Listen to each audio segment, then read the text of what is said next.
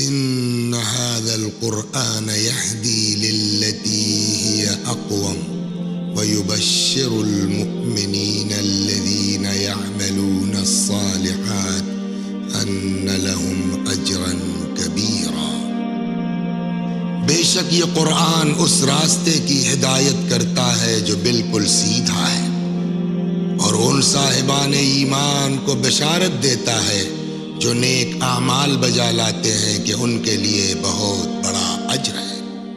بسم اللہ الرحمن الرحیم۔ محترم ناظرین، السلام علیکم ورحمۃ اللہ۔ آپ تمام کی خدمت میں ہم حاضر ہوئے اپنے پروگرام سوال ہمارے جواب قرآن مجید سے۔ جی ہاں، اللہ رب العزت نے قرآن مجید میں یہ ارشاد فرمایا، قُلْ لَا أَسْأَلُكُمْ عَلَيْهِ أَجْرًا إِلَّا الْمَوَدَّةَ فِي الْقُرْبَى، کہ اے میرے حبیب کہہ دو کہ تم اجر رسالت کے طور پہ کچھ نہیں چاہتے سوائے اپنے قرابت داروں کی محبت کے۔ تو سوال یہ اٹھتا ہے کہ بعد شہادت رسول اللہ اس امت نے اجر رسالت کس طرح سے ادا کیا کہ رسول اللہ کے اس دنیا سے جانے کے بعد جناب زہرا کے گھر پر کس طرح آگ لگائی گئی، اور اس پورے معاملے پر قرآن مجید کا کیا کہنا ہے۔ آئیے ان تمام سوالوں کے جوابات لے کر اس وقت ہمارے ساتھ چینل ون کے اسٹوڈیو میں موجود ہے حجت الاسلام والمسلمین عالی جناب مولانا سید روح ظفر صاحب قبلہ۔ السلام علیکم آقا۔ علیکم السلام ورحمۃ اللہ۔ سب سے پہلے تو ہم ان ایام کی اپنے وقت کے امام کی بارگاہ میں تعزیت پیش کرتے ہیں، اور یہ ہمارا عقیدہ ہے کہ جناب فاطمہ الزہرا سلام اللہ علیہا کو شہید کیا گیا، اور یہ اس بات پر تمام علماء متفق ہے۔ تو ہم جاننا چاہیں گے کہ جب ایک مجمع جناب زہرا کے گھر میں زبردستی داخل ہوا تو اس مجمع کے لیے جو گھر میں داخل ہوا، قرآن مجید کا کیا حکم تھا کہ کوئی مومن کے گھر میں، یہ تو امیر المومنین کا گھر تھا، زبردستی داخل ہوتا ہے تو ایسے شخص کے لیے قرآن کا کیا حکم ہے؟ بسم اللہ الرحمن الرحیم۔ ایام عزائے فاطمی ہیں، لہذا اپنے امام کے خدمت میں اور تمام عزاداران بیوی کی خدمت میں تعزیت پیش کرتے ہوئے، یقیناً شہزادی کے گھر پہ داخل ہونا، ان کے گھر کے لیے آگ لے آنا، دروازہ توڑنا، جلانا اور جانا، سرکار رسالت مآب قرآنی تعلیمات سے معاشرے کو سنوار کر گئے تھے۔ کیا ہوا کہ قرآنی حکم کو بھلا دیا گیا اور اس طریقے سے رفتار کی گئی۔ اگر خود قرآن کے حکم دیکھا جائے تو سورہ مبارکہ نور کی 27ویں آیت میں خداوند عالم یہ ارشاد فرما رہا ہے، یا ایھا الذین آمنوا لا تدخلوا بیوتا غیر بیوتکم حتی تستانسوا وتسلموا علی اہلہا۔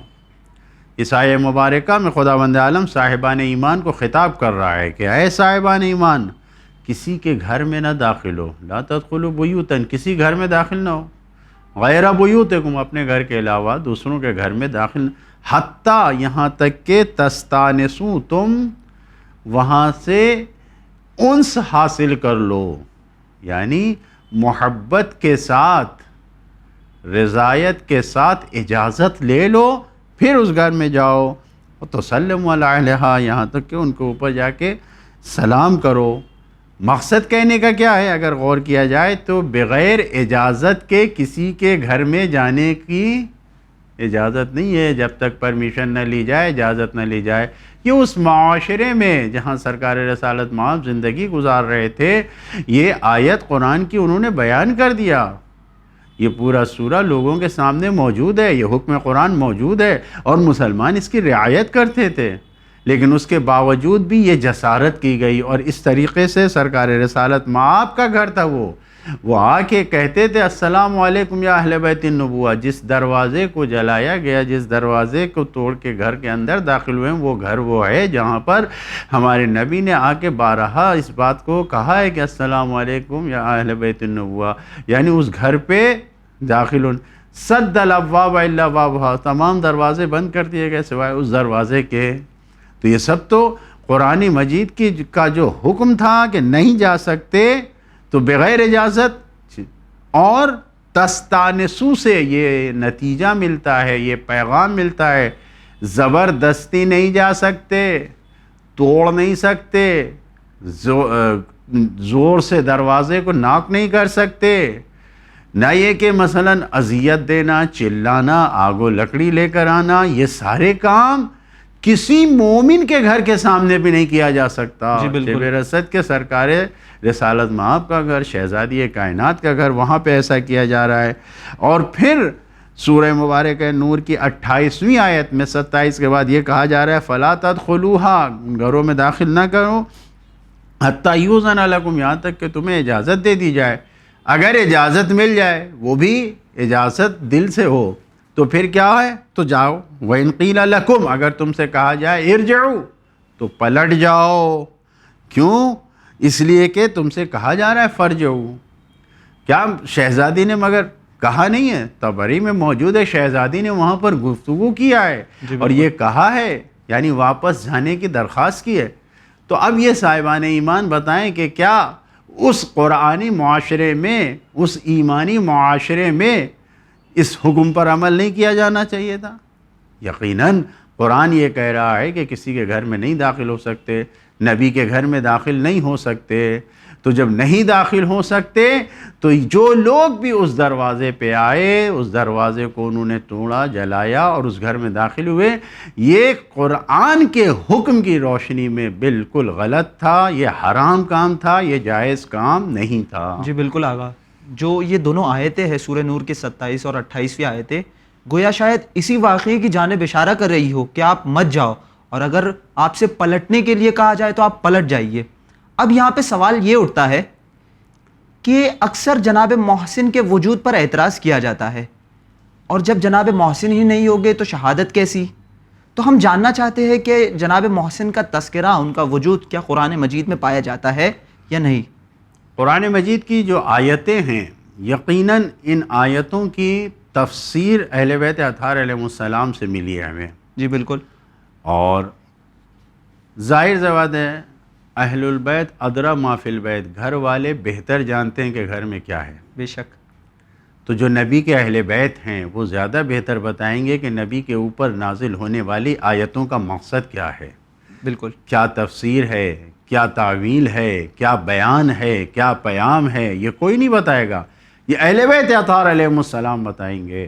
لہذا روایتوں میں یہ بات کہی گئی ہے، بحار الانوار کی جلد نمبر 3 پر میں یہ روایت موجود ہے کہ جب سورہ تکویر کی 9ویں آیت کے بارے میں سوال کیا گیا ہے کہ بِأَيِّ ذَنبٍ قُتِلَتْ اِذَا الْمَوْعُودَةُ سُئِلَتْ بِأَيِّ ذَنبٍ قُتِلَتْ، جب سوال کیا جائے موعودہ کے بارے میں سوال کیا جائے، یہ پوچھے گا کہ بِأَيِّ ذَنبٍ، کس گناہ کے بدلے میں مارا گیا، تو اس کے بارے میں یہ جب پوچھا جائے گا تو فرزند رسول حضرت امام جعفر صادق علیہ السلام نے اس قرآنی آیت کے ذیل میں بیان فرمایا ہے، جناب مفضل سے گفتگو کرتے ہوئے فرماتے ہیں یا مفضل والمعودۃ واللہ محسن، اے مفضل معودہ خدا کی قسم واللہ محسن ہے، لأنہ منا، محسن ہم میں سے ہے۔ یعنی فقط یہ نہیں ہے کہ جو لوگ اعتراض کرتے ہیں اور کہتے ہیں کوئی وجود نہیں تھا،